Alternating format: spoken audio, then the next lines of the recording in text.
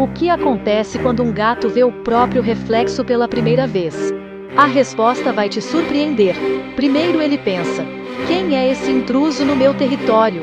Depois vem o teste. Se eu bater nele, será que ele foge? E aí, bum!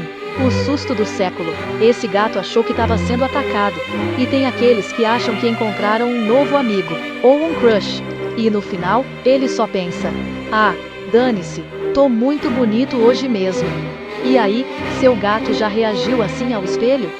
Conta nos comentários. E não esquece de curtir e se inscrever para mais vídeos incríveis.